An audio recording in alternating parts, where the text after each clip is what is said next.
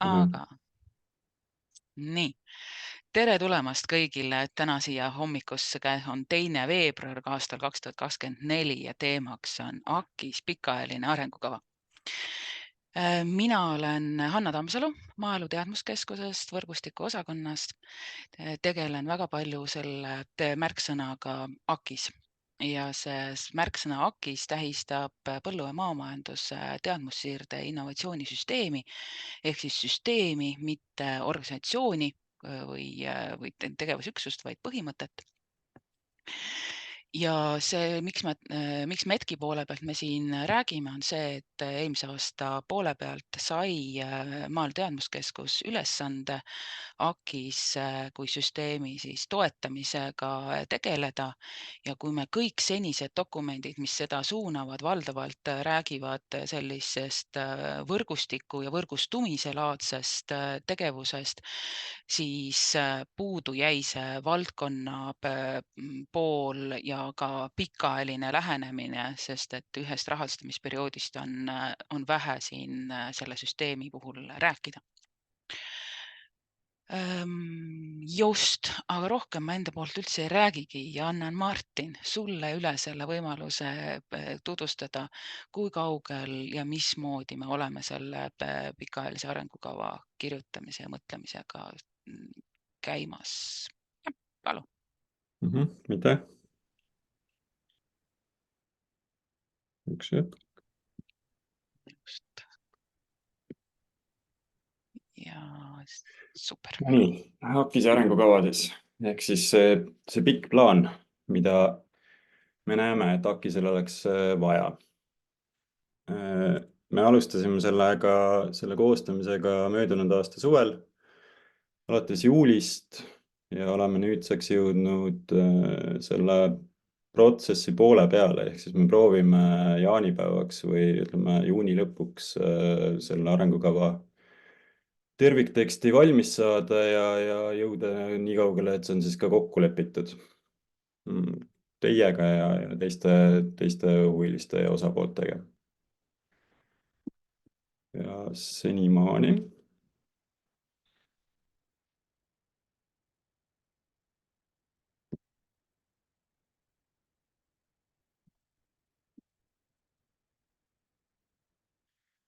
Ja senised arutelud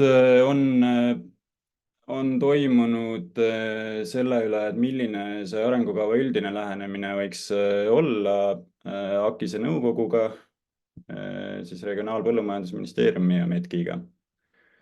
Ja see arengukava tekst, mis teile ette saadeti, põhineb suuresti ka juba kehtivatel põllumajandust puudutavatel arengukavadel, mis on siin, need arengukavad, mida me oleme siis kasutanud, on siin ka loetletud.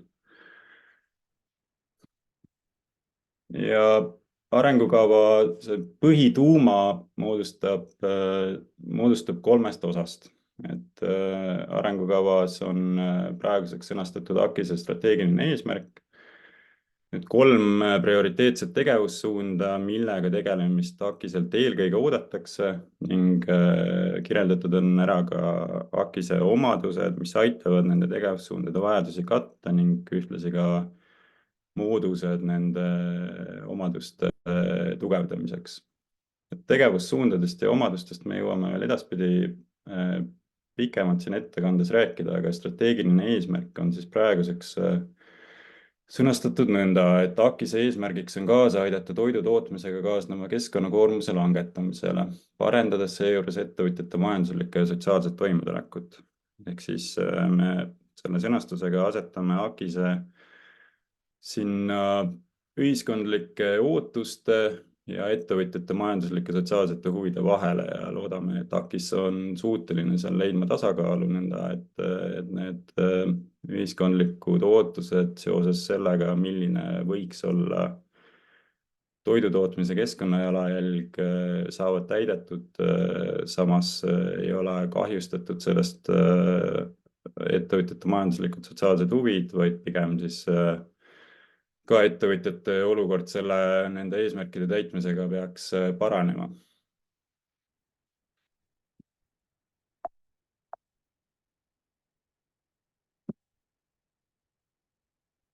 ja lähemalt siis nendest 3 tegevussuunast ka, mida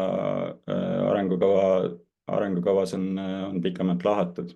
Ehk need on digi- ja andmemajandus, keskkonnamõju ja toidutööstuse vajadused.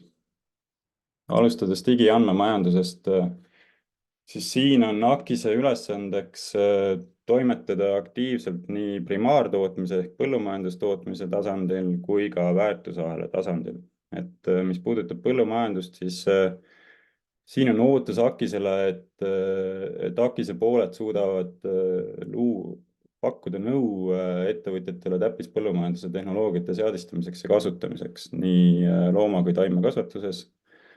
Siis väärtusahela puhul ehk andmevahetuse andmete süsteemsem kasutus, selles peaks AKIS-e funktsioon väljenduma eelkõige selles, et ta suudab põllumajandusettevõtted, toidutöötlemisettevõtted ning jaekaubandusettevõtted omavahel kokku tuua ning pakkuda sellist platvormi dialoogiks, kus nende ettevõtjate huvid on esindatud ning mille kaudu siis on võimalik jõuda nii uute ärimudeliteni läbi andmete kasutuse kui ka kvaliteedikavade kasutamiseni.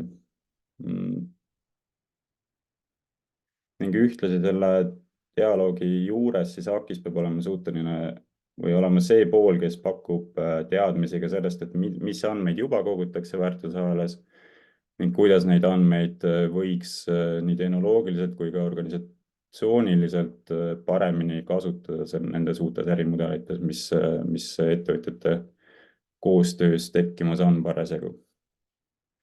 Ja kolmandaks, digi- ja andmemajanduse vallas on küsimus keskkonnapoliitikate loomise ja mõju hindamise toetamises. Ehk siis siin on AKIS-e kliendiks mõnes mõttes poliitikakujundaja ehk riik.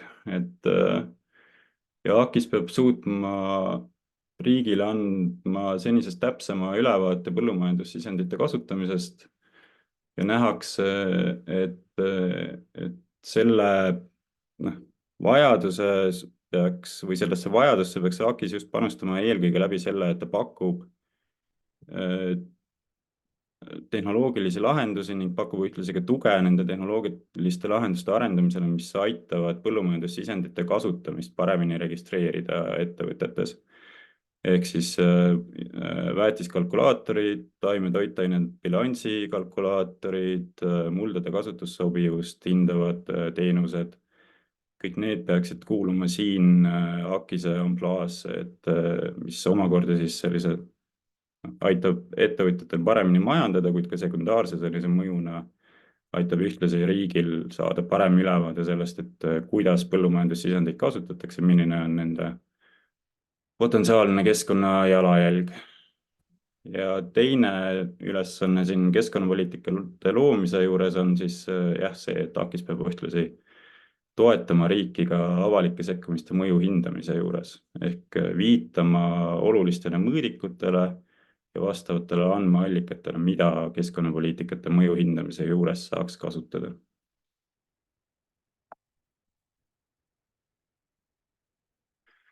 Siis teine tegevussuund, mille vajadustega AKIS peaks eeskätt tegelema, on keskkonnamõjust lähtuv AKIS. Siin need 2 ülemist kasti, see keskkonnamõju hindamine ja keskkonnaeesmärkidega kohanemine on selles mõttes omavahel muidugi seotud, et nähakse, et AKIS peab olema see osapool, kes suudab panna kokku tervikpildi sellest, et milline on Eesti toidutootmise keskkonnamõju praegu ning arvestades siis seatud keskkonnaeesmärke, millised tegevused ja muudatused, millises ajakavas on vajalikud selleks, et need keskkonnaeesmärgid saaksid täidetud. Praegu seda tervikpilti ei ole, mis on ettevõtjate jaoks probleem, ei ole võimalik panna kokku investeeringukavasid ja muu selline ja oma tegevust on raske planeerida.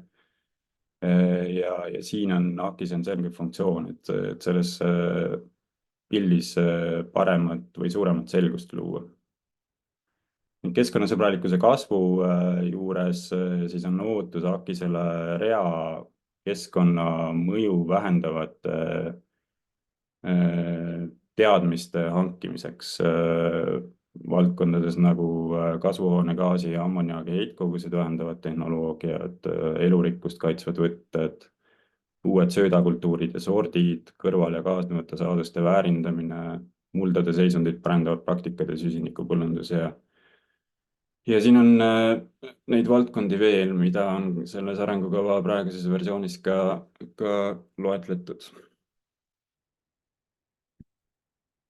Ja kolmandaks tegevussuunaks on toidutöötlemissektorile keskendunud AKIS, kus siis on ootus sellele, et AKIS pakub teavitust nii tarbijatele kui ettevõtjatele.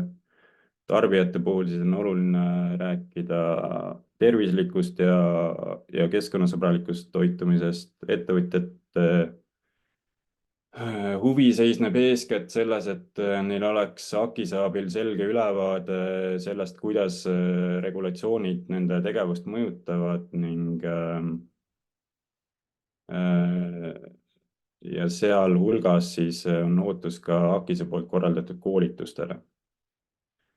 Ja kolmandaks on ootus AKIS-ele, et see aitab ettevõtjaid tootearenduse vallas väga laias spektris teemades, alates kõrval- ja kaasnevate saaduste väärindamisest kuni pakendi innovatsioonini.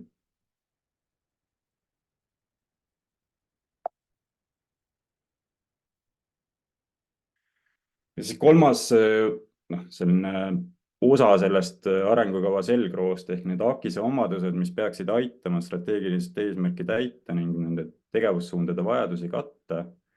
Siin on keskendutud siis kahele AKIS-e omadusele ehk sidusus ja kohanemisvõimelisus. Sidususe puhul mõistetakse AKIS-e osaliste suutlikkust ettevõtete ja ühiskonna huvidest lähtudes omavahel kokku leppida eesmärkides, mida täidetakse üksteise tugevusi kombineerides. Ehk siis küsimus on omavahelises AKIS-e osaliste vahelises koordinatsioonis selleks, et ressursid, mis AKIS-es on olemas, saaksid võimalikult tõhusalt kasutatud. Kohanemisvõimelisus. Selle all mõistetakse arengukavas seda, et juhul, kui arengukava kehtivuse vältel ehk järgmise 6 aasta jooksul paratamatult tehnoloogiad arenevad, majandusolukorrad muutuvad ja on ka lihtsalt tegureid, mida me ei oska ette näha. Et kõigi nende muutuste tuules AKIS oleks siiski võimeline nende muutustega kohanema, kuid samas ka seda strateegilist plaani, mida siin arengukavas kokku lepitakse, jätkuvalt silmas pidada ja olla sellele fokusseeritud. Et seda me siis mõistame kohanemisvõimelise AKIS-e all. Ja me keskendume arengukavas 2 moodusele AKIS-e sidususe ja kohanemisvõime parendamiseks. Esimene neist on AKIS-e arenduskeskuse ehk METKi töö ning teine on eluslaborite loomine.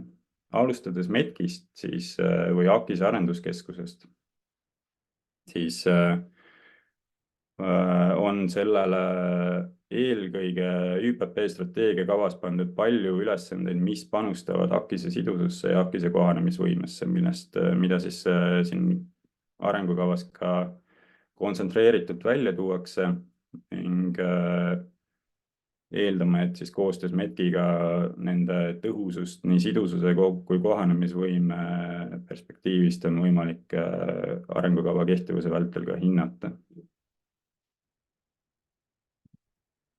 Ja teiseks mooduseks sidususe kohanemisvõime parandamiseks on eluslaborid.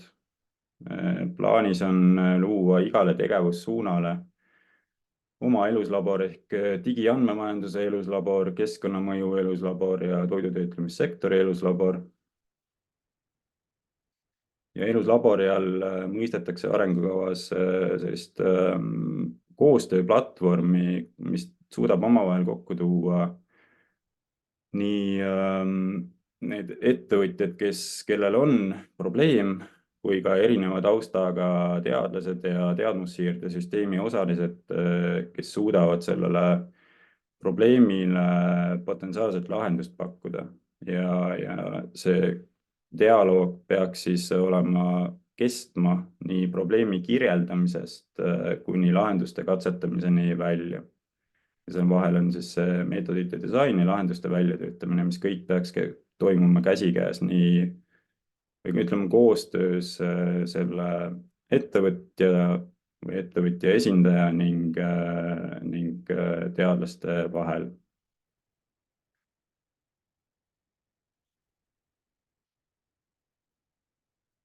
Siis oluline on eluslabori meetodi juures veel see, et neid lahendusi, milleni lõpuks jõutakse, katsetatakse võimalikult sarnastes oludes probleemi tekkekohale, näiteks siis põllumajanduse puhul põllul või laudas. Ja eluslabori vorm võib olla väga erinev, sõltuvalt vajadustest ja võimalustest, näidistaludest, näiteks ka veebikeskkonnani.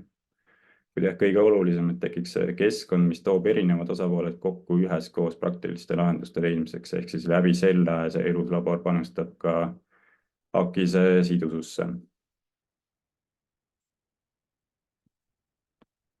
Eluslaborid panustavad AKIS-e kohanemisvõimesse läbi selle, et edaspidi kaasatakse neid iga-aastaste tegevuskavade koostamisse. Iga-aastased tegevuskavad on siis AKIS-e sellised lühiajalised plaanid, mis panevad ette prioriteedid, AKIS-e osaliste prioriteedid järgmiseks 12 kuuks. Kui sellesse plaanide koostamisse on kaasatud eluslaborid, kes seisavad oma tegevussuuna ehk digiandmemajandus, keskkonnamõju või toidutöötlemissektori huvide eest selles protsessis, siis me selle kaudu tagame, et see AKIS-e fookus nendele tegevussuundadele ja tegevussuundade vajadustele jääb püsima läbi arengukava kehtivuse ning ühtlasi siis muudame neid tegevuskavasid asjakohasemaks ka selle kaudu, et need eluslaborite esindajad, kes on kavade koostamisse kaasatud, toovad endaga kaasa uusi teadmisi nii väljakutsetest kui ka uutest lahendustest, mida võiks nendes valdkondades siis rakendada. Senimaani ma olen rääkinud sellest, mis praeguses arengukava dokumendis on toodud, kuid seda dokumenti on vaja veel tublisti täiendada.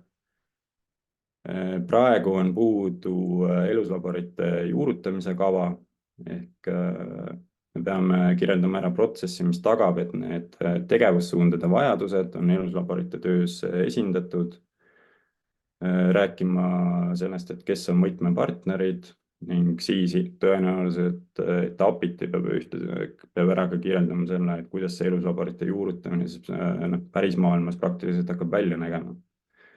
Ja räägime ka eluslabori vormist, et kas näiteks mõne tegevussuuna puhul või ühe tegevussuuna puhul peaks looma ka näidistalude võrgustikku, mis oleks siis sisuliselt see eluslabor. Siis praeguses versioonis on puudu veel innovatsiooni importi-eksporti puudutav peatükk. Peab välja selgitama, millist innovatsiooni on vaja importida ja mida suudetakse eksportida ning lühidalt peaks kokku võtma ka põhimõtted rahvusvahelise koostöö arendamisel, mida siis arengukava järgmise 6 aasta jooksul võiks rakendada. Ning veel on puudu arengukavast arengukava mõõdikud. Siin on otstarbekas kombineerida juba kasutuses olevaid mõõdikuid, mis puudutavad AKIS-e mõju näiteks põllumajandus-kalanduse arengukavas. Ja kombineerida neid siis AKIS-e arengukava jaoks eraldi välja mõeldud mõõdikutega, mis eelkõige ilmselt siis keskenduvad sellele, et kuidas need moodused, mis on valitud AKIS-e sidususe ja kohanemisvõime parendamiseks, et kuidas nad siis panustavad sidususse ja kohanemisvõimesse, ehk siis me mõõdame tõenäoliselt METki ja nende eluslaborite efekti läbi väljundindikaatorite. Ja ajakava ehk siis nagu öeldud, lõplik tekst valmis juuni lõpuks, mis tähendab seda, et me proovime saada tervikteksti valmis või tervikteksti esimese versiooni valmis aprilli esimeses pooles, mis annaks meile veel piisavalt aega seda arutada ning täiendada kuni siis jaanipäevani. Nii, aga siin ma panen punkti ja jään ootama teie küsimusi ja kommentaare, mille abil siis seda praegust versiooni parendada. Aitäh! Aitäh, Martin, selle esitluse eest, et enne kui ma annan või tuletan meelde, et meil on chatis üks küsimus, küsiks kõigepealt, et kas METki juhtkonna poole pealt või siis ministeeriumi poole pealt keegi üldise kommentaari annaks, et kuidas meil selle arengukavaga siis tunne on. Andre, palun. Ja aitäh, Martin. Selles mõttes nagu alustuseks kiitused nagu väga ambitsioonikas arengukavad. Ma saan aru, et me saame kõik sektori probleemid lahendatud sellega. Ma ei suutnud nagu väga leida, mis veel lahendamata jäi. Aga nüüd, kui me vaatame seda ajaraami, et kus sa nagu tunned, et kus siis sektor, ministeerium veel kõige rohkem peaks panustama või kus sa nagu näed, et abi oleks vaja? Kindlasti ettevõtjate poole pealt ma tahaks loota, et me saame täiendada seda, et millised need ootused Akisele on ning Akise osaliste poolt. Meil on vaja sellist üsnagi loodetavasti laialdast kokkulepet selles, et kuidas nende eluslaborite juurutamine siis hakkab välja nägema. Et meil on vaja sinna sellist suhteliselt laia ringi osalisi.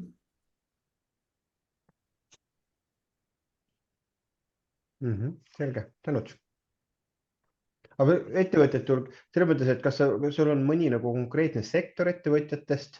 Et selles mõttes, meil on täna siin kamba peale nagu päris lai tutvuste võrgustik, et kui vajad, me saame kelle iganes poole pöörduda ühte, teist või kolmandat pidi. Ei, ma ei ole midagi väga konkreetset nagu sektorile mõtelnud praegu. Et see tekst on ka sellise kontsentreerituse huvides, ta ei ole nüüd üli spetsiifiline, eks ole, et selles mõttes ma arvan, et mida laiema ringi inimestega me saame rääkida, seda parem on, et mitte liiga detaili minna, sest tegelikult ikkagi ongi nagu strateegilise plaaniga, et las jätame detailid taktikalisele tasandile ühesõnaga. Okei, tänud. Aitäh, Andre, et ma näen, et järgmisena on käe tõstnud Tõnis, palun.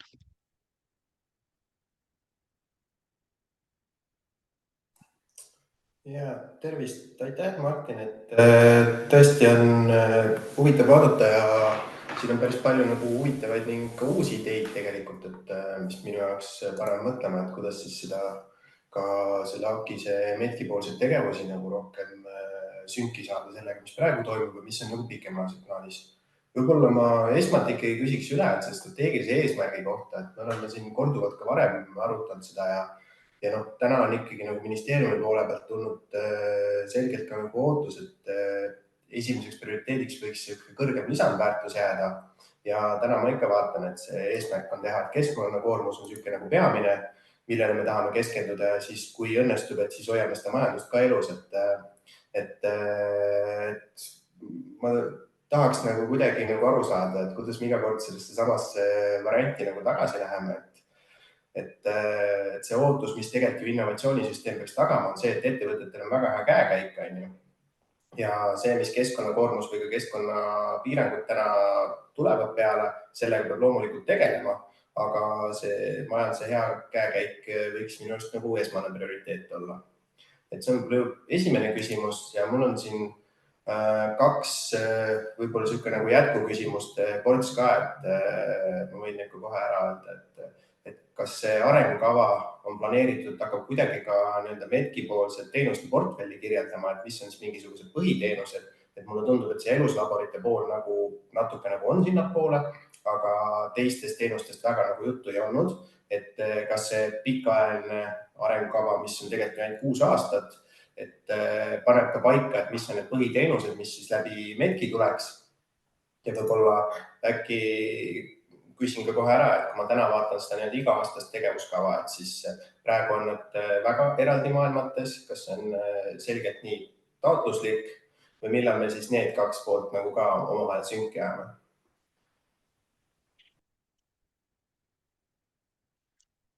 Okei, võib-olla sellest strateegilisest eesmärgist ja siis seda Medki põhiteenuste teemat ilmselt ma saan natukene avada, aga tõenäoliselt seda peab siis Metk ise täpsemalt kommenteerima, et see strateegiline eesmärk, lisandväärtus, kui aus olla, siis kui ma vaatan neid arengukavasid, mis praegu põllumajanduses kehtivad, siis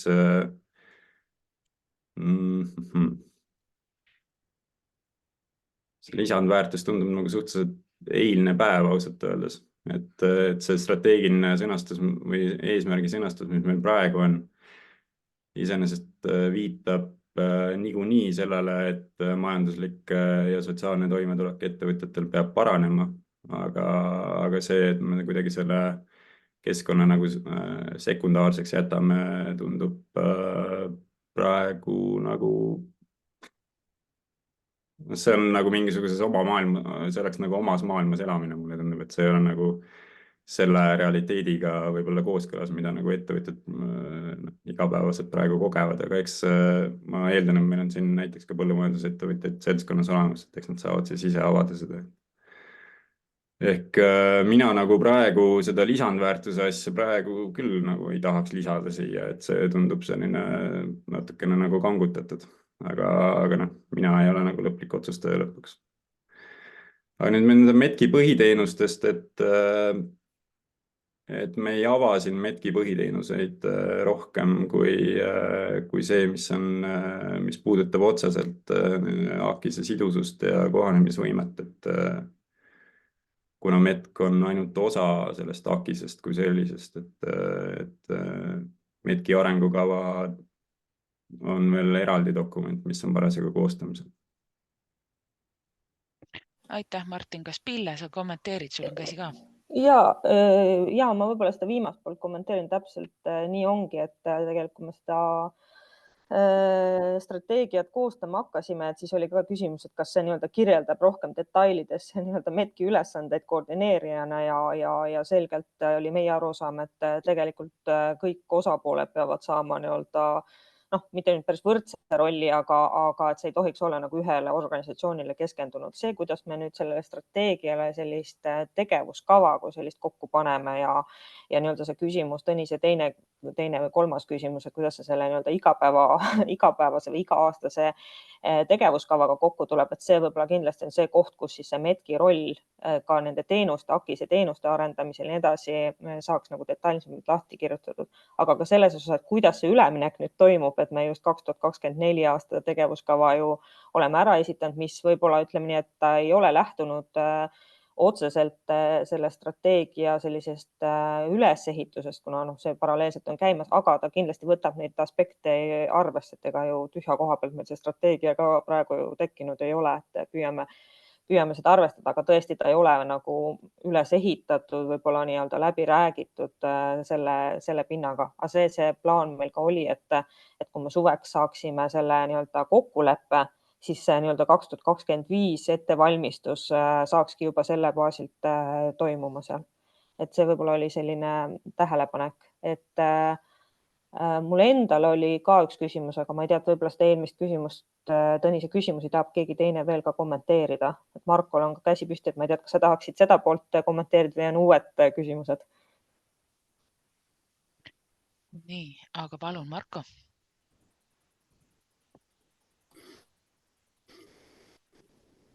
Nii, me ei kuule sind. Aitäh. Ei, ma selles mõttes ei tahtnud kuidagi kommenteerida täiendavalt seda Tõnise küsimust. Mul endal oli pigem küsimus tegevussuundade osas.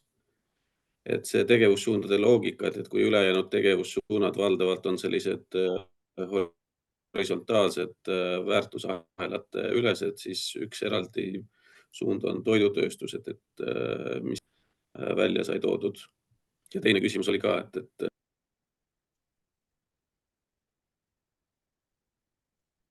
Kas meil on ainuke, kellel Marko hakib või? Ja hullult hakib, jah. Hakib jah. Üks küsimus oli, ma saan aru, toidu poole pealt, aga teine jäi meil praegu teadmataks. Martin. Toidutööstus, võib-olla ta tõesti langeb natukene nagu sellest loogikast välja, aga see idee on seal, et AKIS peaks kaasa aitama sellisele toidutööstusele, mis on väljundiks Eesti põllumajandusettevõtjatele ja selle kõrgemale lisandväärtusele ehk seeläbi tuleb see väärtusahela loogika sinna sisse. Et võib-olla me saame seda sõnastuses rohkem välja tuua, et mul praegu see tekst päris peas ei ole, aga jah, idee on see, et toidutööstus ei ole eesmärk omaette, vaid ta peab olema siis käima ühte sammu Eesti põllumajanduse tootmisega. Et Marko, kui sul on see küsimus, mida me ei kuulnud, jätkuvalt asjakohane, et äkki sa paned selle kirja, et me tõepoolest ei kuulnud seda üleüldse, aga hetkel ma näen, et Pille tõstis uuesti käe. Ja seda oma küsimust ma ei saanudki küsida veel, et ta ei olegi küsimus, pigem on see selline mõttekoht, mis mul endal tekib, et kui igasuguste nende arengukavade ja strateegiatega, et ühest küljest see AKIS ja strateegia või see arengukava praegu nii-öelda noppis välja need ühiskohad või ühisosa seal 5-6 erinevast strateegiast, mis ka kõik nii-öelda justkui peaksid panustama, aitama selle nii-öelda AKIS eesmärgile kaasa. Et mul nüüd on küsimus, et kui suure mõjuvõimu me sellele strateegiale anname ja kas ja mis me selleks nagu tegema peame, et kas see on dokument, mida me ainult ei tee siia kuskile sahtlisse ja võib-olla iga-aastase sellise operatiivse tegevuskava toimetamiseks, mida me teeme ÜPP raames, vaid et kas see võiks olla nagu dokument, millele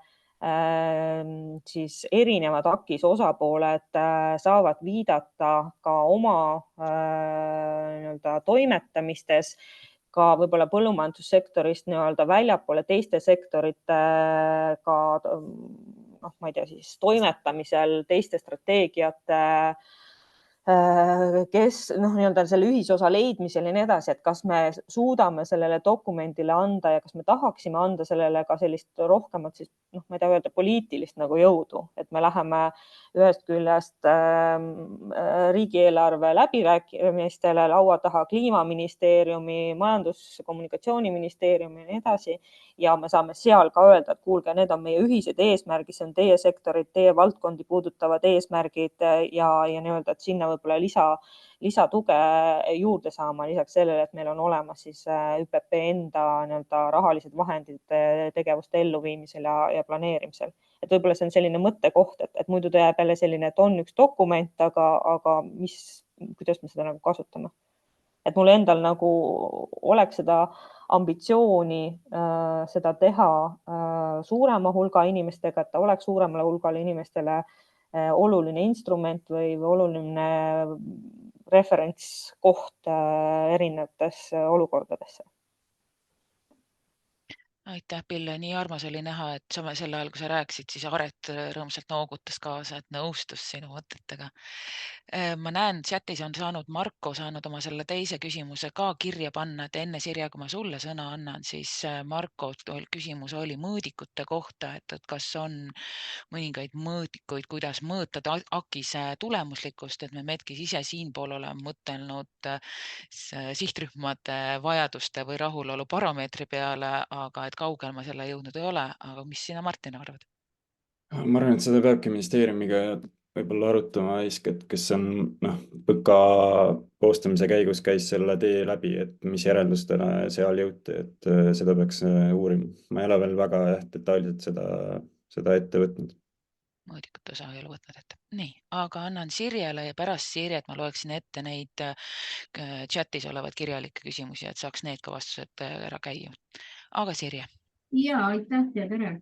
Et ma Martinile lihtsalt natukene võib-olla toidutööstuse poole pealt ikkagi, kas just oponeeriks, aga võib-olla selgitaks, et toidutööstus kindlasti ei saa käia ainult põllumajandusega käsikäes, et nagunii meie tööstused väärindavad praktiliselt suurema osa toorainest. Me teame, et meie probleem on pigem tooraine eksport, mida oleks vaja siin väärindada, aga kindlasti mitte ei saa olla ja panna toidutööstusi sõltuma ainult põllumajanduse käekäigust. Et ka siin peab toimuma innovatsioon ja tootearendus ja me peame ikka tootma ka neid tooteid, mida inimesed osta tahavad. Ka inimeste tarbimisharjumused muutuvad. Et see oli nagu, mulle tundus, et liiga nagu selline ühtpidi nagu lihtsustatud nägemus võib-olla ja teistpidi ma tahaks hullult seda osa ikkagi näha kirjutatuna lahti.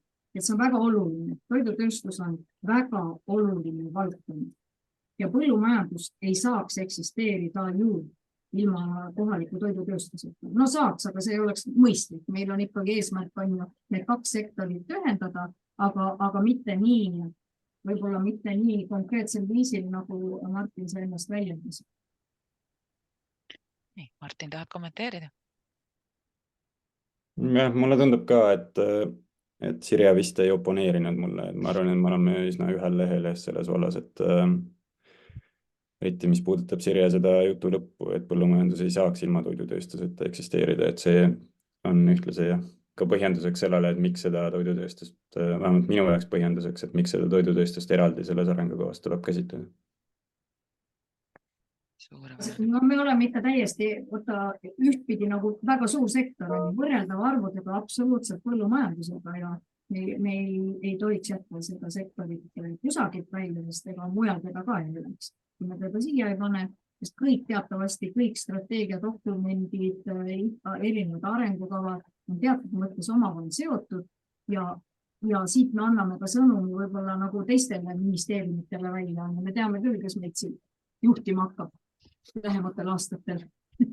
Milline ministeerium kõigepealt ja kõige rohkem. Et eks me siin peame ka olema ikka nagu ühes paadis ja see innovatsioon ja tootearendus meie sektoris on lihtsalt ülioluline. Aitäh! Nii, aitäh. Et loen järjest nüüd hetkel vestlusaknas olevaid küsimusi, et mõni on lihtsam, konkreetsem, teine suurem. Küsimus, Martin, et mis sina arvad, järelevalvefunktsioon, järelevalveasutused, kas need on osa AKIS-est?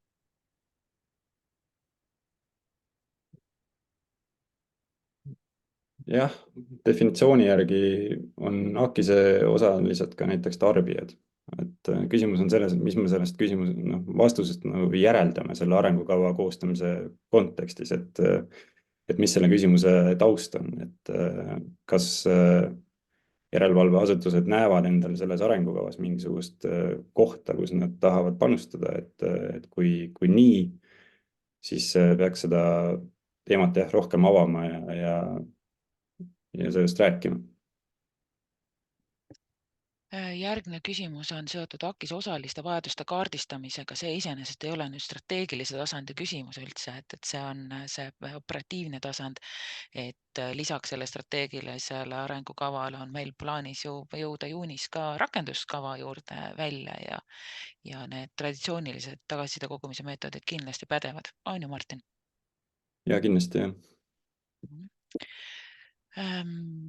Kolmas, mida ma siit ette tahaksin lugeda on, ma loen selle sõna-sõnalt, et ma ei oska seda kokku võtta, et kuivõrd toidutöötlemissektori AKIS osas on vajalik ettevõtjate regulatsioonide teavitusele panustada nii-öelda töötlemise innovatsioonitegevustele, mis ilmselt on seotud tootearenduse toetamisega.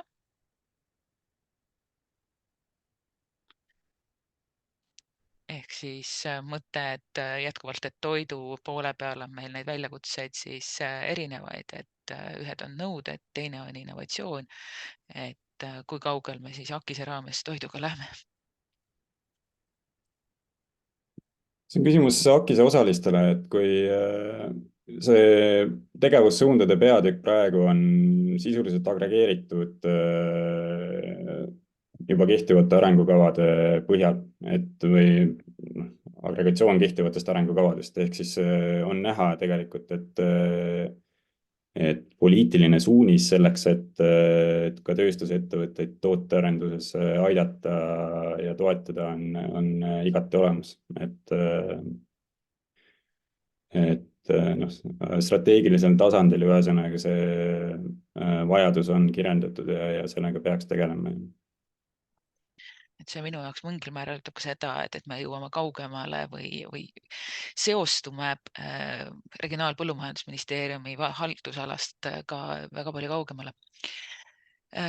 Järgmine oli ettepanek või palve, et täpsustada seda eluslabori poolt, et saan aru, et see on põnev mõiste meil viimasel ajal siin kõnepruugis sees olnud, et palun too mõni näide eluslaborist, valdkond, tiim, kuidas eluslabor toimib ja millega täpsemalt tegeleb. Eluslabor on jah selline nüüdseks enam mitte nii uus, aga endiselt suhteliselt laialivalguv termin. Et ma ise olen näiteks kaasatud projekti, kus me kasutame eluslaboreid me uurime, kuidas kasutada digitaalseid tehnoloogiaid põllumajandusloomade heaolu ja tervise parendamiseks ja kasutame eluslaboreid seal selleks, et regulaarselt ajavahemike järel ettevõtjatega kohtuda ja arutada läbi selle, et mis me selles projektis parasjagu oleme teinud ja mida me võiks järgmiseks teha. Et selline mõnes mõttes nagu fookusgrupi funktsioon. Siis teine näide võib olla tõesti ka veebikeskkond, kus on sul selline ettevõtjatele nagu avatud sisendi vorm, et mingisugusel spetsiifilisel teemal näiteks saab küsida ettevõtjate arvamust. Et selle peab igale tegevussuunale eraldi kokku leppima ja et milline see eluslabor täpselt välja näeb koos sellega jah, tõesti, et kes selle tuumiktiimi siis moodustavad, kes selle konkreetse eluslabori tööd siis hakkab korraldama.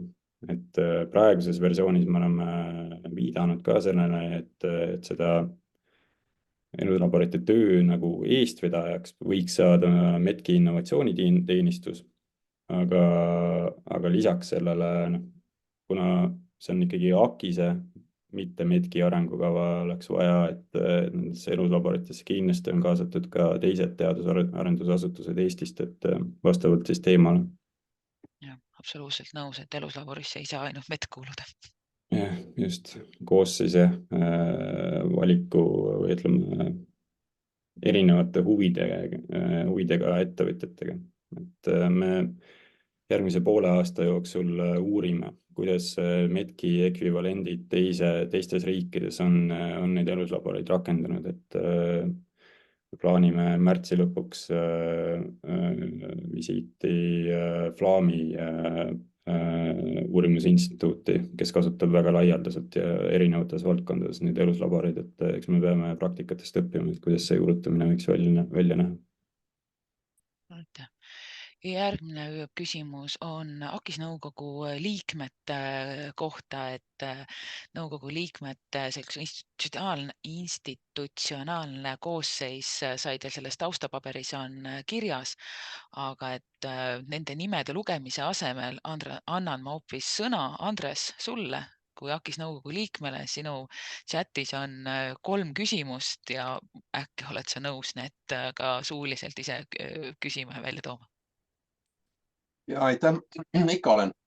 Et esimene küsimus on see, et kuidas kogutav info tehakse avalikult kättesaadavaks, et erinevad ettevõtjad saaksid selle kasutamisele luua uusi infotehnoloogilisi ja AI rakendusi, uusi ärimudeleid, a la Arbonix ja Agronom ja teised.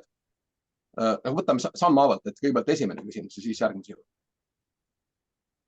Sa mõtled, mis infot sa nüüd täpsemalt mõtled? no ma mõtlen, et kogu selle info, no ütleme, et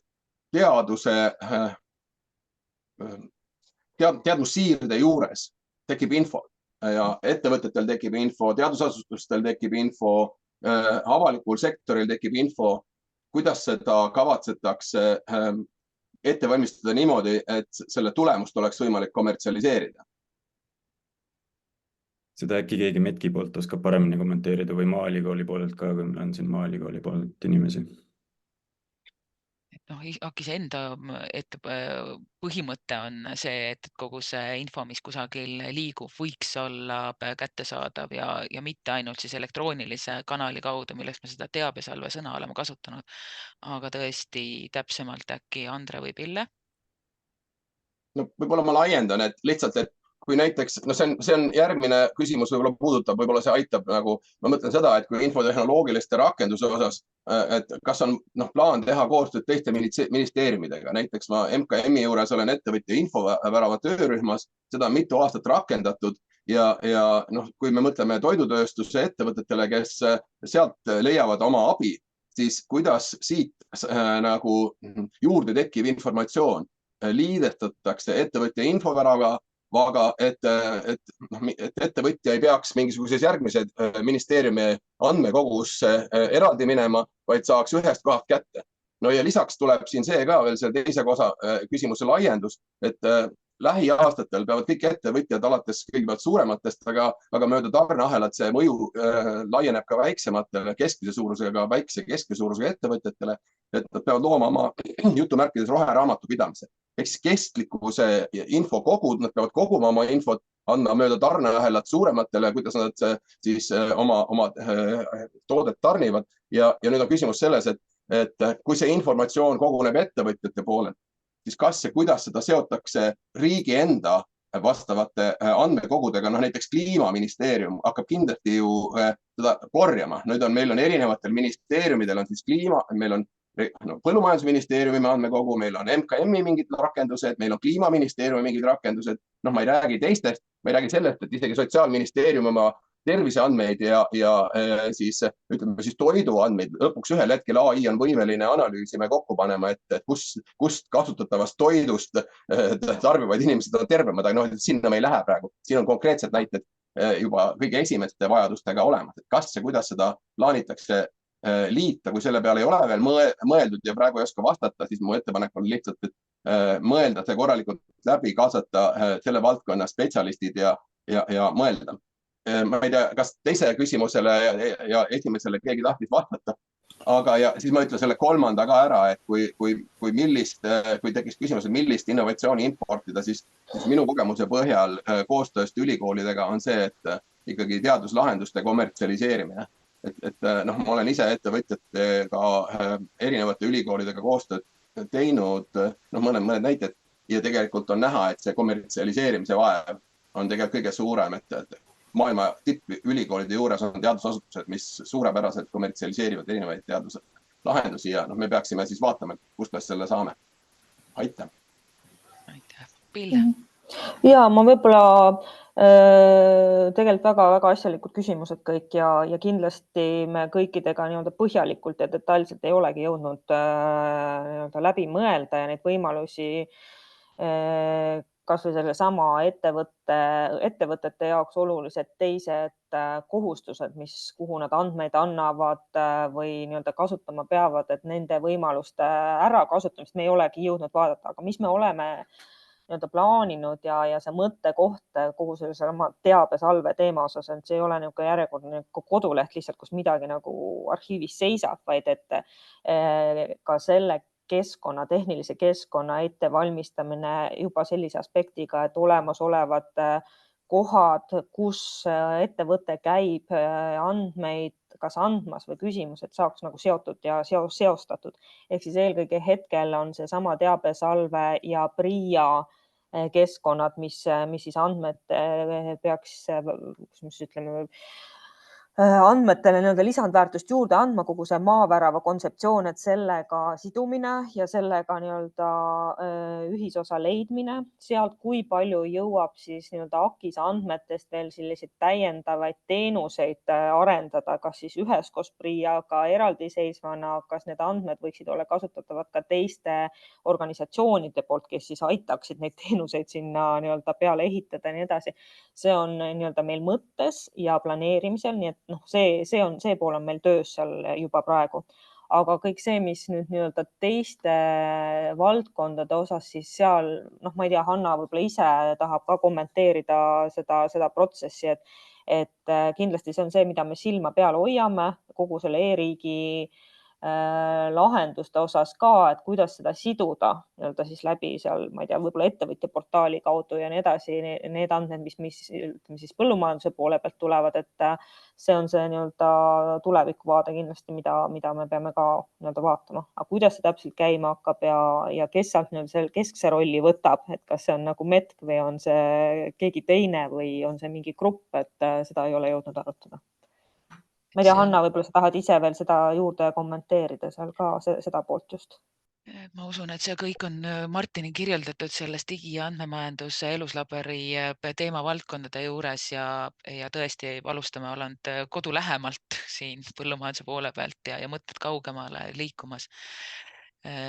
Aga ma hea meelega rohkem sellel hetkel ei peatuks. Martin, oled nõus sellega? Et me ei peatu hetkel siia. Ma vaatan, Kristjanil on pikalt käsi üleval olnud ja järgmisena on Ülle, aga Kristjan. Tere ja kõigile. Et natukene sellist võib-olla küsimusi ja siis natukene võib-olla sellist, et midagi mõtteaineks. Et kuidas on valitud see nõukogu liikmed, et ma vaatan, et igast sellest, ütleme, sektorist või kus nad nüüd siin on? 7 liiget. Mis asja? 7 liiget, jah. Just, et kas seda täiendatakse või laiendatakse, et meil selles mõttes näiteks koolitajate osas, eks ju, kui me võtame siis koolid, siis on ka Järvamaa Kutsehariduskeskus, seal on võib-olla seda loomaosa rohkem. Et samamoodi näiteks ka siis teadlaste koha pealt ma kindlasti võiks, kui me räägime keskkonnamõjudest ja kõigest sellest, siis võiks Tartu Ülikooli samamoodi kaasata, siis seal mulla ja mulla ökoloogia osaga ja maastiku elurikkuseks ja osakonnad asjad, et kindlasti tasuks seda ka mõelda, et kui see väga võimalik on, et siis võib-olla natukene laiemalt seda pilti vaadata, et ei jääks jälle nagu sellesse kinni mingitesse vanadesse siis valikutesse.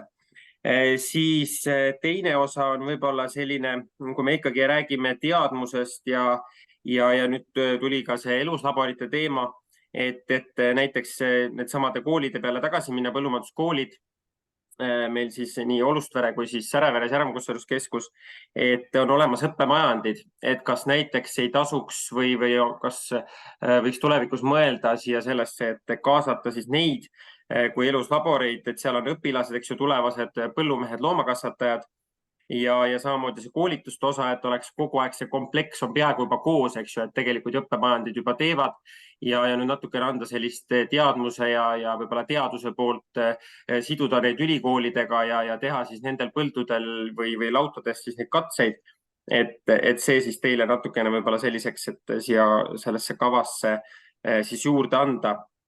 Ja muidugi ka, kuidas ütleme see teadmus ja teadmussiirde osa siin siis ka konsulente ja näiteks siis neid samu koolide õpetajaid ja neid siis nagu kaasavad, et kahjuks me teame, et meie konsulendisüsteem on natukene juba selline maha jäänud ja tegelikult ka meie põllumajanduskoolide õpetajatel võiks olla võib-olla natukene sellist kaugemat vaadet või suuremat silmaringi, et paratamatult neid eriti ei ole või on juba vananev seltskond, eks ju, ja lihtsalt ei jõua füüsiliselt seda värsket infot nagu endale nagu juurde tuua, et siis kuidas see võrgustumine ja koostöö nagu siin selles vaates siis nagu tuleb, et need olid minu sellised põhiküsimused selle teadmuse ja selle koha pealt koolitused ja see, et Ma lugesin kokku hetkel praegu 3 suurt küsimusteemat plokki, et üks oli, kuidas moodustus nõukogu, et nõukogu liikmelisuse puhul arvestasime täpselt seda, mida klassikaliselt AKIS raames, milliseid osapooli nimetatakse, need 7 osapoolt nimetatud ja mõte oli ka, et mitte teha neid nõukogu suureks ajada, sest et AKIS-e osapooli me võiksime sadu siia tegelikult nõukogusse sisse võtta, et millest me reaalselt puudu oleme hetkel selles 7-liikmelises osapooles tundnud, on just see digiandmemajanduse pool. Aga et kui nõukogul on sellised nagu valideerimise küsimuste hääletamise õiguse osa, siis kõikide teiste osapoolte kaasamine käib teistel tasanditel, lihtsalt et mitte muuta töövõimetuks ühte nõukogu liiga suure koosseisu tõttu. Et nagu Andre on korduvalt ütelnud, et nõukogu koosseis on üks tema käskkirjaga kinnitatud, et siin on laiendamise mõttekohta, mis isemest on, aga tõesti ei ole tahtnud teda viia suureks, vaid hoida just nimelt nende minimaalse koguse või liikmete hulga juures. Teine teema oli siis teadusteenus õppemajandite kaasamine, et õppemajandite seda, et on olemas õppemajandid ja on olemas erinevad katsekeskused ka väljaspool METki ja teisi struktuure, seda me kindlalt teame ja absoluutselt arvestame siin samm-sammult liigume selle tööga edasi, et see, et kui me selle võrgustumises erinevaid majandeid või keskuseid ka mõtleme, et see ei tähenda seda, et meil AKIS-e raames kõiksugused suurepärased rahad liikuma hakkavad, et me saame siin AKIS-e poole pealt just nimelt sellist omavahelist läbirääkimist toetada. Ja konsulentide õpetajate kaasamine veidi on juba paremaks või laiemaks läinud sellega, et nõuandetoetuse tingimused siin muutusid laiemaks, aga konsulendid ja õpetajad on kohe absoluutselt kindlalt üks nendest olulistest alussammastest AKIS-ele tervikuna. Ma võib-olla, kas sulle sobis enam-vähem see, ma rääkisin, või soovid sa kellegi teise? Martin äkki soovib täiendada? Võib-olla see õppemajandite kaasamine tundub väga hea idee olevat, et seda kindlasti peab uurima. Et selle konsulendisüsteemi kohta võib-olla natukene üldisemalt, et see on meil ausalt öeldes seda arengukava koostades torkab teravalt silma, et see konsulendisüsteem on nagu vaeslapse osas. See ei ole ilmselt kellelegi üllatuseks. Me praegu oleme selle arengukava üles ehitanud niimoodi, et me keskendume sisuteemadele, mitte AKIS-e funktsioonidele eraldi. Mis tõttu see konsulendi süsteemi nagu kasinus on mõnes mõttes varju jäänud, et me ei ole teda nagu arengukavas niimoodi teravalt esile tõstnud, aga tahes-tahtmata tekib nagu ikkagi kaldub mõte sinna poole, et kui me konsulendisüsteemi normaalselt toimima ei saa, et siis see mõjutab terve AKIS-e töö kvaliteeti. Aga minu mõte on selles paratamatult juba selline, et me oleme nüüd 25 aastat või umbes niimoodi näinud, et riik või senine praktika näitab, et riik ei suuda seda süsteemi ise toimima panna või seda käima tõmmata, et võib-olla on, kindlasti on õigustatud see, et me avalikest vahenditest toetame keskkonnaalast nõu, aga ma arvan, et selle konsulendisüsteemi kui ärimudeli toimima panek, nüüd oleks nagu aeg, et ettevõtjad, ma arvan, hakkavad sellega ise tegelema, et neid toimivaid ärimudeleid on Euroopast võtta palju, tuleb need üle tuua ja siia kohandada ja see asi nagu toimima panna, et me ei saa jääda siin enam lootma riigi peale, et ma arvan, et on aeg, et ettevõtjad vaatavad ise endale otsa ja kaaluvad, et kuidas seda nagu korraldada. Et me ei saa, aitab sellest riigile lootmisest selles küsimuses, ma arvan. Aga see oli selline üldine kommentaar. Ma hea meelega annaks edasi sõna Üllele sulle. Tere! Nii, et ma tahaksin lühidalt kommenteerida Andrese tõstatatud küsimust teaduslahenduste kommertsialiseerimisest. Et see puudutab otseselt meid ülikoole ja me ülikoolidena oleme ka selles teemas hästi-hästi praegu sees ja oleme tegelikult seda ka varasemalt olnud.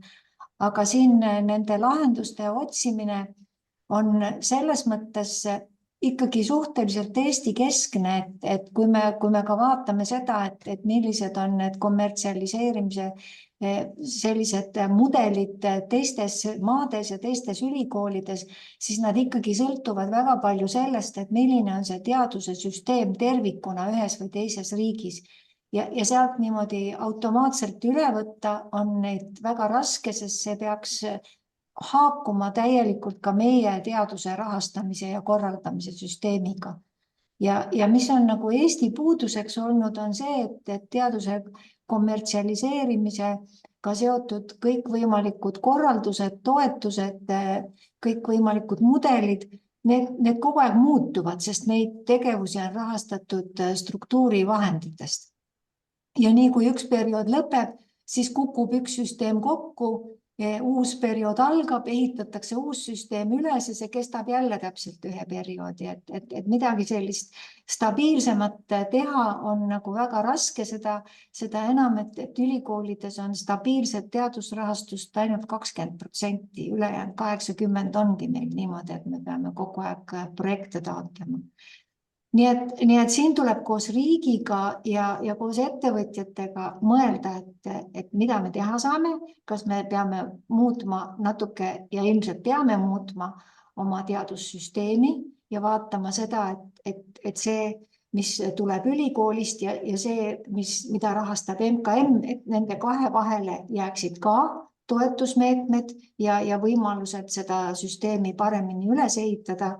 Et me ülikoolidena näeme, et täiendavate rakendusuuringute keskuste loomine siin juures ei ole Eestile lahendus, sellepärast et meil kunagi ei jätku piisavalt ressursse uute asutuste, uute üksuste tegemiseks ja see ressurss ei puuduta üldse ainult mitte raha, sest võib-olla isegi raha laias maailmas on, aga see ressurss puudutab kõige rohkem neid inimesi, kes on pädevad ühes või teises valdkonnas ja suudavad seal teha teadustööd ja seda teadmist ka edasi siis ettevõtlusesse viima. Nii et meil on teatud mõttes vaja unikaalseid lahendusi ja selle nimel tulebki nagu üheskoos töötada, et kindlasti on hea, kui me vaatame maailmas ringi ja näeme, mis seal on, aga päris lahenduse peame Eesti jaoks siis vaatama. Aga seda on tore edaspidi koos teha. Aitäh. Rohkem nõus vist ei saagi olla üldse sellega. Martin, soovid sa? Ei soovi praegu täiendavalt kommenteerida. Okay. Merit, sinul on käsi. Jah, et tegelikult ma vaatasin just praegu chatis, et Pille on osaliselt mu küsimusele vastanud, aga ma siiski esitan selle, et no ma vaatasin, et praegu need dokumendid tõesti on ikkagi väga eluslaborite kesksed ja et minu küsimus on see, et kuidas saavad AKIS-esse siis kaasatud või milliseid teenuseid hakatakse pakkuma nendele ettevõtetele, kes ei ole siis otseselt eluslaborite osalised, sest need eluslaborid hakkavad olema ju suhteliselt ikkagi kitsastes teemades või valdkondades ja kindlasti ei ole kõigile ettevõtetel selle vastu huvi, ja natukene jääb nagu küsitavaks, et kuidasmoodi siis mis siis teised ettevõtted hakkavad tegema, sest kui me loeme, et mida see AKIS siis endas hõlmab või keda ta hõlmab, eks ju, et seal on ju kõik tegelikult üles loetud põllumajandusnõustajad, ettevõtted, teadlased, riigiasutused ja nii edasi, et väga palju osalisi on üles loetud nende, aga samas nagu see dokument ise keskendub siis sellele eluslaborite teemale, et see iseenesest ideena, et printsiibina selline eluslaborite loomine tegelikult, see kindlasti on väga positiivne ja seda ma kindlasti nagu toetan. Aga noh, et see ei ole ju, see on nagu üks nendest sellistest variantidest, et kuidasmoodi või noh, et minu arusaam nagu sellest, kuidas AKIS peaks toimima nagu, et see kindlasti ei ole nagu eluslaborite keskne ja siis, kui need osalejad kõik üles loetletud, siis noh, et need, keda ma ei näinud, et peaaegu kuskil vist oleks mainitud, on põllumajandussektori organisatsioonid, et no ma saan aru, et ka praegu noh, nende arengukava ja dokumentide koostamise puhul pole kaasatud noh, enam suuremat osa organisatsioonidest.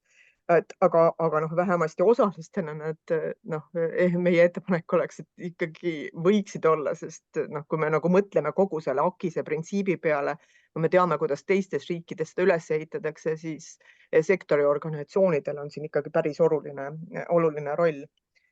Ja siis, mida ma tahtsin veel mainida, oli see, et Martin mainis, eks ju, et on ka veel küsimärgi all, et kas ka näidistalude võrgustik luuakse.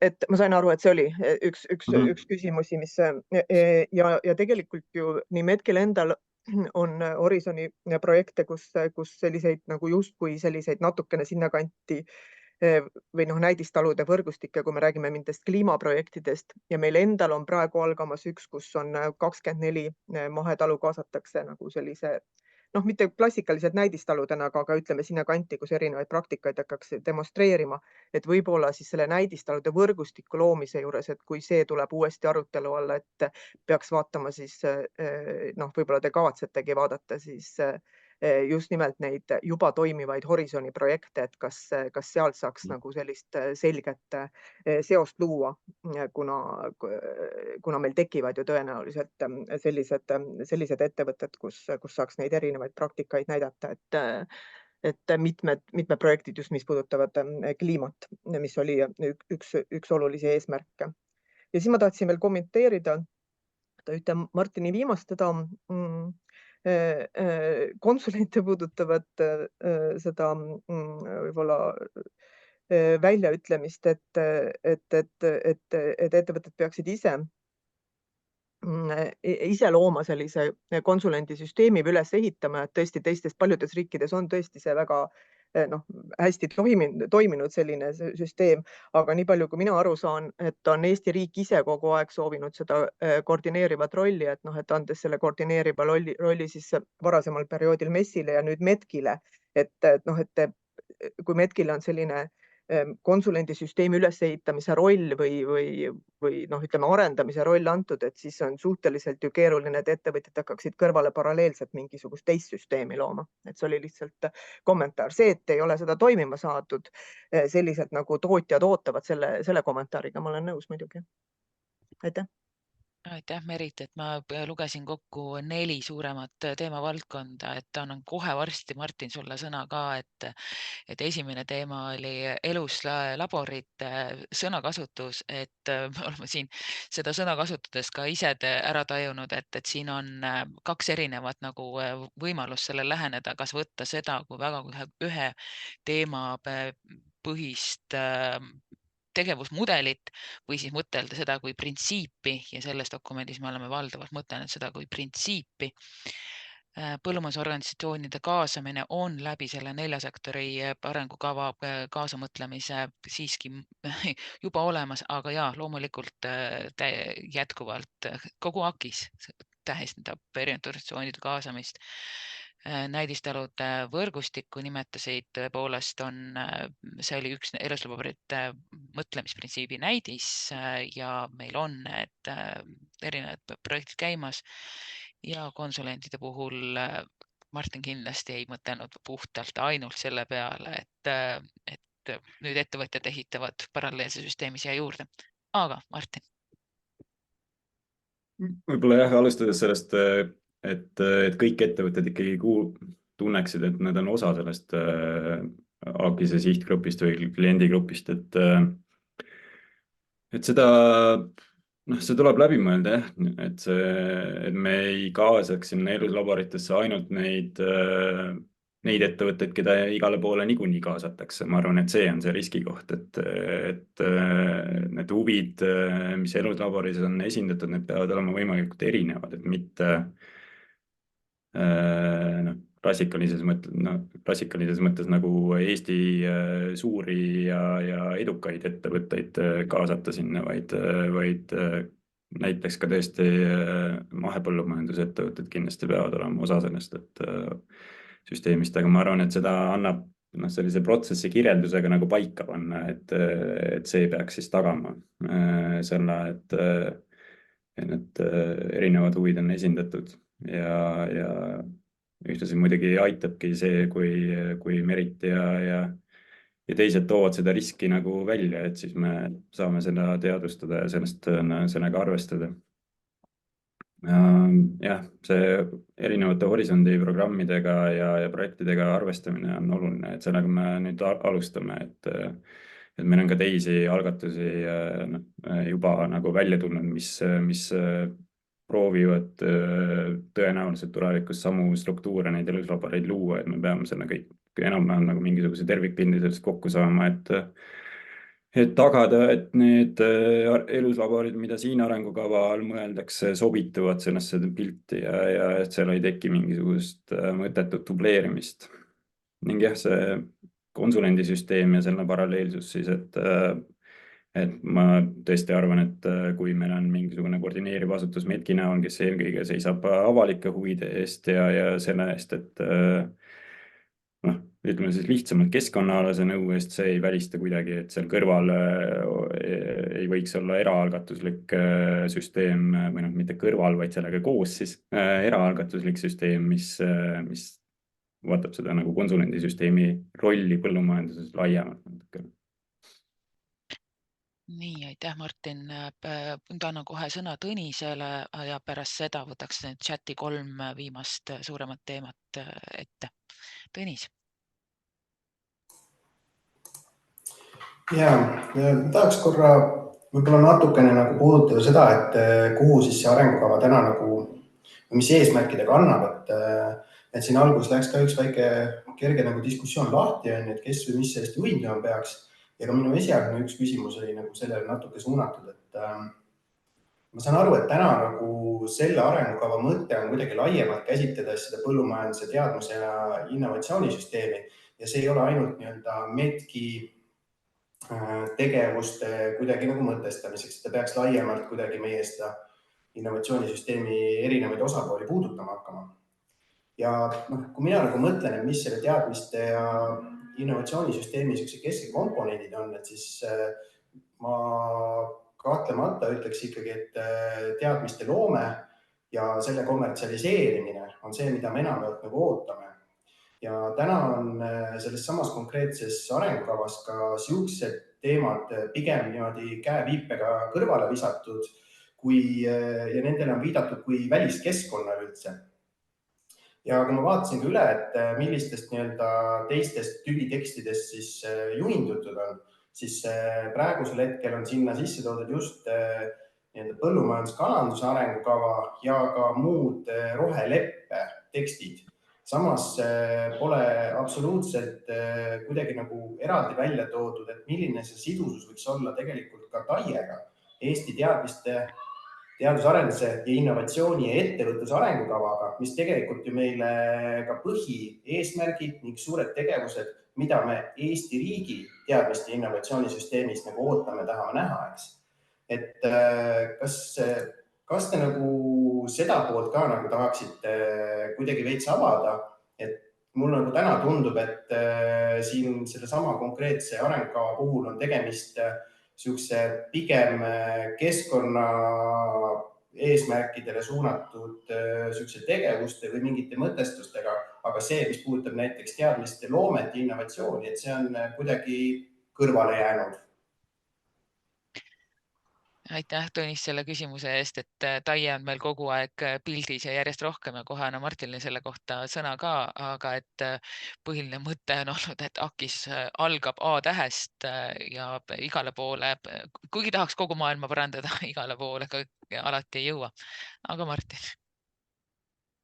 Ja ma olen nõus sellega, et et AKIS on osa süsteemist, aga me oleme need piirid praegu tõmmanud sellepärast niimoodi ja jätnud selle ülejäänud teadus-arendussektorina justkui siis selle väliskeskkonna sildi alla, sellepärast et me näeme, et AKIS tegelikult ikkagi peaks eeskätt seisma selle eest, et meie toidusektori ettevõtete käekäik oleks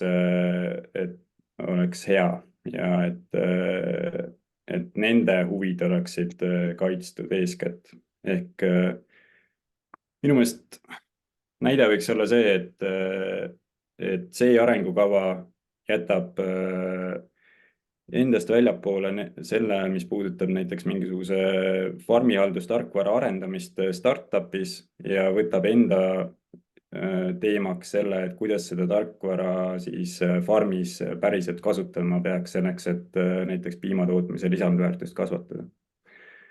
Ja ma usun, et see aitab meil fookust paika panna ja on tegelikult ka kooskõlas selle AKIS-e ikkagi nagu tuumideega, et me ei räägi nagu tehnoloogiate kommertsialiseerimisest AKIS-e all.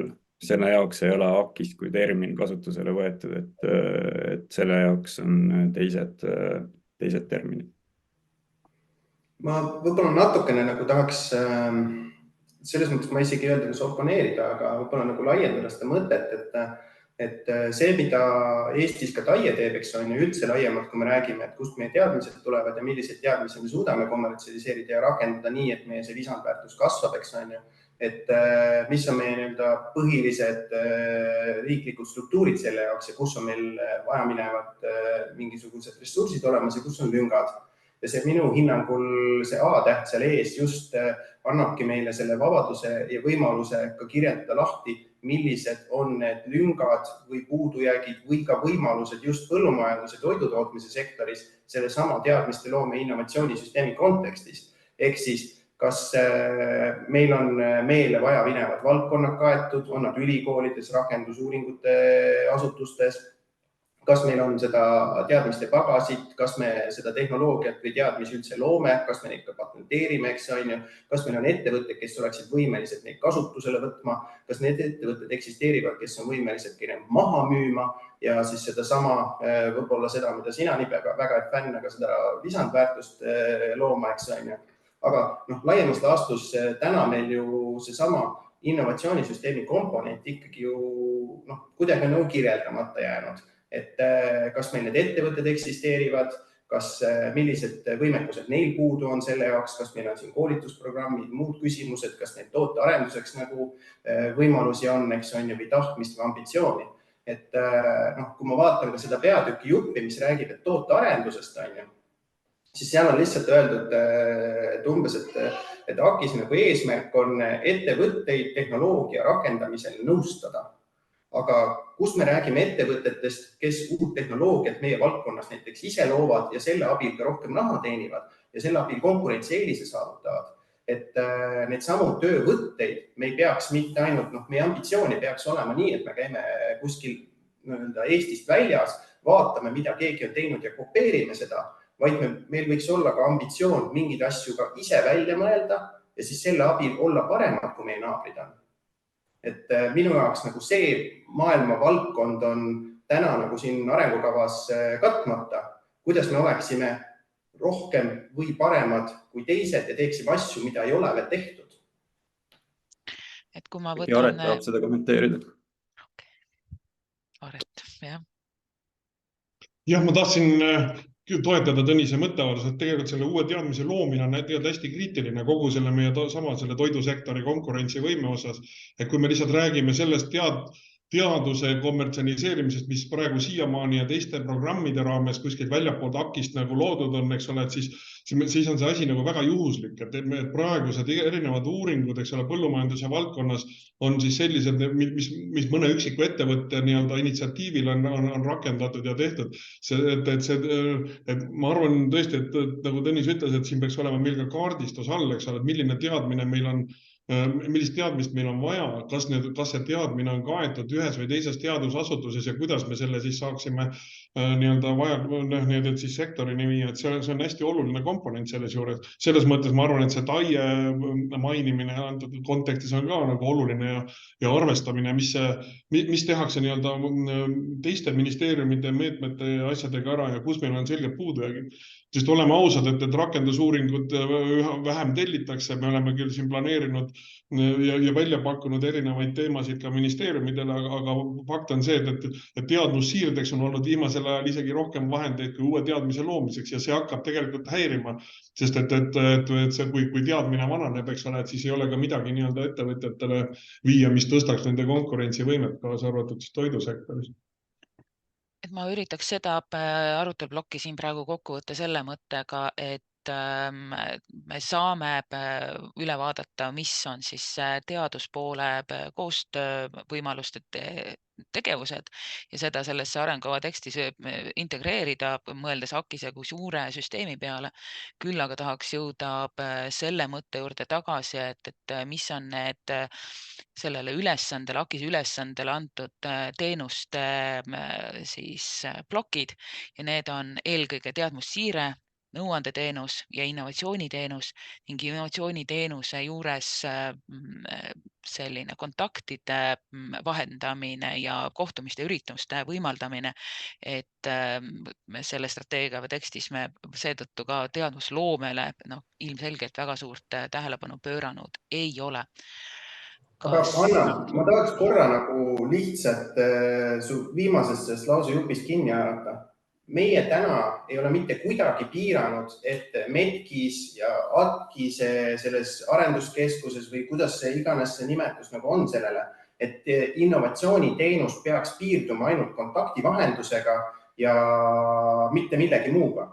Me ei ole mitte kuidagi sellist nagu piiri tahtnud siin ette panna ja pigem me oleme soovinud, et te seda ambitsiooni nagu ka endas leiaksite, et ettevõtjaid aidata selle innovatsiooni teel, et nad looksid, arendaksid ja prooviksid maha müüa seda teadmist, mis nad on loonud.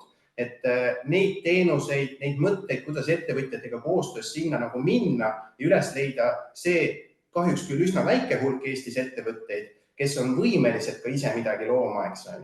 Aga ma ei tahaks, et jääks kogu aeg kõlama, et me oleme piiratud sellega, et me võime ainult nagu võrgustiku või võrgustumisüritusi teha, et meie innovatsiooniteenuste absoluutne lagi on konverents. Ei ole ja ei tohikski olla.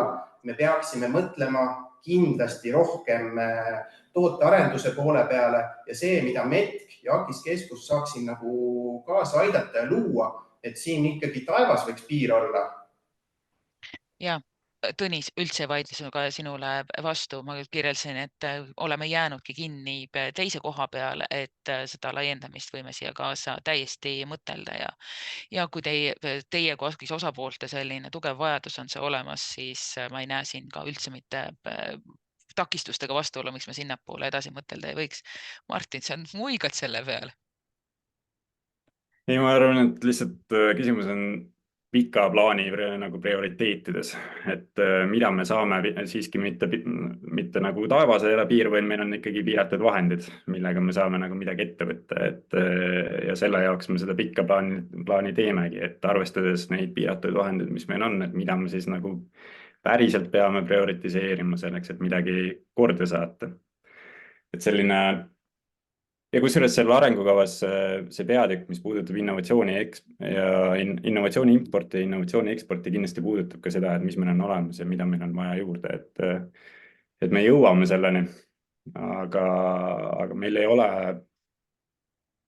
mõtet, ma arvan, me peame nagu praktiliseks jätma selle strateegia, et see peab olema nagu rakendatav ja sellel peab olema mingisugune mõju iga-aastaselt selle arengukava kehtivuse vältel, et sellist nagu ilusat juttu ajada ei ole mõtet nendes arengudokumentides. Nii, aga et arendame või täiendamiskohti on kindlasti olemas ja eluslaborite mõtteviis hõlmab teadusloome toetamist ka sinna juurde.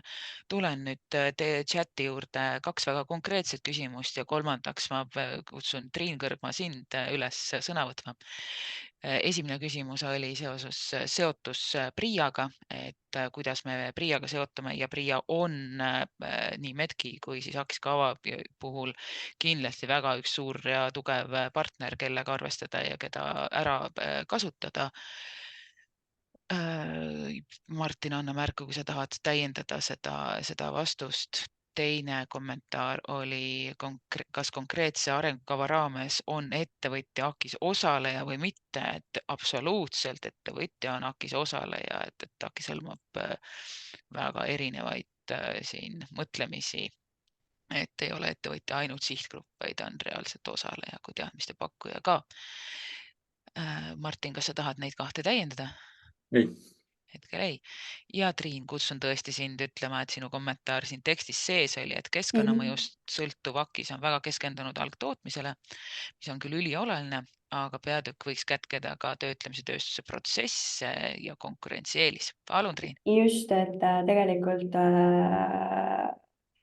väga paljud teemad on siit juba läbi käinud, aga tegelikult see on täienduseks nii Andrese kui ka Sirje kommentaarile, et neid nii-öelda keskkonnamõjudest tulenevaid konkurentsi eeliseid on päris palju. Ehk siis ühelt poolt me peame hakkama raporteerima väga mitmeid erinevaid keskkonnamõju tegureid ja see nii-öelda algtootmise osa, mis oli seal 2.3.2 ära kirjeldatud, on ülioluline, aga tegelikult on ka see kogu tööstuse järgnev pool see, kus meil on abi vaja, et Sirje kommentaar siin ülejärgmisena minu kommentaaris tegelikult võtab selle väga hästi kokku, et meil ei ole täna neid teadmisi, kuidas neid raporteerida, missugust informatsiooni meilt hakatakse küsima ja see kandub tagasi siis Andrese jutu juurde, et milline see üks konkreetne punkt on, kus ettevõte annab informatsiooni ja kuidas see jõuab siis erinevate osapoolteni. Et lihtsalt kaaluda ka läbi see, et see on kogu süsteem, see on kogu ahel, et me ei saa ainult ühte punkti korraga võtta.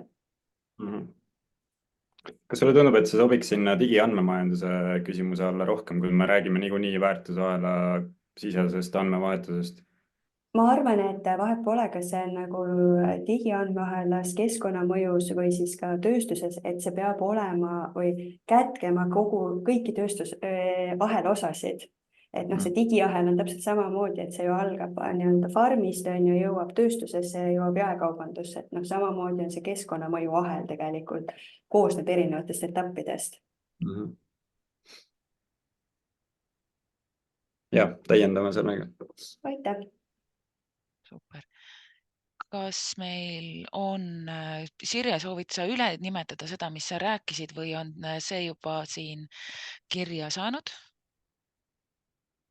Ja aitäh, et ma chati tõepoolest kirjutasin ühe konkreetse näite, millest just ka Triin rääkis, et see on nagu lihtsalt üks väike, nii-öelda väike, aga väga tähtis osa kogu sellest rohetemaatikast, et see on oluline ja see saab meile olema kõigile päris suureks väljakutseks, et kui siin vaadata seda AKIS-e kontekstis, siis ütleme nii, et Martin, sinu osa oleks siis õige koht leida talle on ju ja võib ka dubleerida erinevaid ridu. Ja teine teema puudutas kindlasti tootearenduse teemat ja teemat, mida Tõnis väga teravalt tõstatas ja väga kenasti tõstatas, et ka tootearenduse innovatsioon on ikkagi töötlemise poole pealt kindlasti ülioluline ja järjest olulisemaks muutub, sellepärast et seoses rohepöördega, ma ütlen, alles konkurents erinevate riikide, nii põllumajandustootjate kui toidutöötlejate vahel alles algab. Nii et ma arvan, et kõik need eelnevad mitukümmend aastat, kus me oleme elanud ja räägime, et meil on tohutu konkurents, aga ongi Euroopa Liidu piires kindlasti tohutu konkurents, mis on õige, siis nüüd alles läheb andmiseks ja siin on kindlasti eelis nendel riikidel, kellel on infot rohkem, kes rohkem sellistesse valdkondadesse panustavad ja suudavad panustada, et võib-olla meie oma väike riigina peaksime lihtsalt oma ettevõtete poole, kes lõpuks selle rahaga koju toovad, et väga palju mõtlema, et siin selles arengukavas samuti. Aga me ka töötame veel arengukava läbi ja kui sobib, anname ka kirjalikku sisendit veel, et see ju kõigi meie ühistes huvides nii-öelda. minu jaoks on lihtsalt selle viimase punkti kohta veel, minu jaoks küsimus on fookuses, et kas me räägime AKIS-e all uute tehnoloogiate rakendamisest või uute tehnoloogiate arendamisest, et minu jaoks on rakendamine AKIS-e perspektiivist tundub nagu olulisem ka selle lisandväärtuse aspektist vaadates. Aga jah, olgu. Rohkemat sellest vestlusaknast isegi välja ei tooks siia arutelusse, et ma näen, Anneli on esitanud väga konkreetse sõnastusliku ettepaneku ja Andres on toetanud Tõnise mõtteavaldusi, et viimane võimalus veel, et enne kui me tänase päeva kokku tõmbame, et tänase arutelu, siinse arutelu kokku tõmbame, võimalus märku anda, kas soovite midagi kaasa ütelda või ma palun äkki Andre või Pille võtaksid sellised kokku, et mis me tänasest edasi saame. Kas on mõni sõnavõtt? Ei palju paista hetkel, aga äkki, Andre, sinu lõpusõnad. Ja suur tänu, tähendab ühe mõtte veel ütlen, mis mul tuli meelde, kui ma siin kuulasin Sirje sõnavõttu, et üks endine ministeeriumis töötanud inimene, need, mis hakkavad olema ESG nõuded tulevikus igasugusele sektorile, et need saavad olema nagu päris karmid ja ta tõi näite, nagu mis on, iga riik saab nagu päris suure tõlgendusõiguse. Tõi mulle Prantsusmaa näite, kus siis ESG raporti täitmine, mida võib-olla isegi Eestis ei oskagi enam tööstusid veel täita. Trahv, mitte siis nagu majandusaasta aruandes on hakata ESG osa täitma. Trahv mitte täitmise eest oli sümboolne mingi 5 või 10 või 15 või 20 000 eurot suurettevõttele, küll aga ettevõtte või konsortsiumi juht pannakse vangi. Et rahaline kaotus on nime pisikene, aga tegelikult see, mida nagu siis, see on võib-olla see koht, kus me täna ei adu nagu seda keskkonnamõju, aga olles hariduselt toidutehnoloog, siis ma olen siin ikkagi Tõnisega nõus, et see, et milleks me selle asja väärindame ja selle raha koju toome, see on ka nagu oluline. Kas see peab olema nüüd AKIS-e põhifookus? Siin on 55 inimest, kes meiega tuli täna kaasa mõtlema. Nii et selles mõttes suur tänu teile ja ma vaatan, Pille pani ka korraks mikrofoni sisse, et siis Pille, kes on meil selle valdkonna eest vastutav asedirektor, kõik mõtted võite alati talle peegeldada Martinile ja Hannale. Ja, et ma tegelikult olen hästi tänulik, et nii palju inimesi praegu siin täna kohal on ja see näitab jätkuvalt seda aktuaalsust ja teema olulisust. Et mul võib-olla on palve nüüd Hannale ja Martinile rääkida konkreetselt üle, et kuidas meie asjaga edasi lähme, kas ja millised võimalused on veel panustada, kas me selle seltskonna võtame veel enne mingite asjade lukku panemist ära kinnitamist ja nii edasi ka veel, et võib-olla natuke seda valgust peegeldada sellel protsessil, kuidas me edasi läheme ka. Ja see praegune, mis me täna siin tegime, selle salvestuse ma siis jääb järelvaadatavaks või siis ka nendele, kes täna osaleda ei saanud. Materjalid sellis versioonis, mis me praegu laiali saatsime, sellel on võimalik teha ettepanekuid siin, ma ütleks pigem lähinädalatel, sest Martin, ma tean juba, et sa seda materjali oled edasi töötanud ja jätkuvalt teed. Nagu eesmärk oli, et aprilli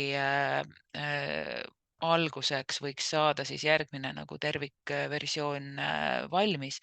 Et kes tuleb Martini aadressi, saab otse Martinile kirjutada, aga et kõik ülejäänud siis kindlasti vahendan ettepanekud Martinile edasi ja Martin istub ka nii mõnegi teiega ka eraldi kokku. Ehk siis hetkel kõik täiendused, parandused, mida me saame teha kuni järgmise versioonina on väga-väga oodatud. Nii, ja Pille kirjutab, et temale on ka alati võimalik kirjutada ja helistada ja ehk ka joonistada või postkaarte saata. Ja, et ma ikkagi nagu tahaks selle dokumendi olulisuse ja millist rolli ta hakkab tulevikus täitma, et mis see protseduur hakkab olema, et kas ja kuidas me seome nende teiste strateegiliste protsessidega, mis on võib-olla sektori ülesed ja nii edasi, et selle juurde kindlasti tuleme ka tagasi, aga võib-olla teeme seda arutelu siin võib-olla ministeeriumi ministeeriumi või sellise core-grupiga enne ka, et ma jätkuvalt tahaks hirmsasti seda nagu võimendada, seda, mis meil siin kokku saab pandud ja nii-öelda ühise arutelu poolt, et võib-olla siis seda ka natuke võib-olla peale aprilli saab siis juba rääkida.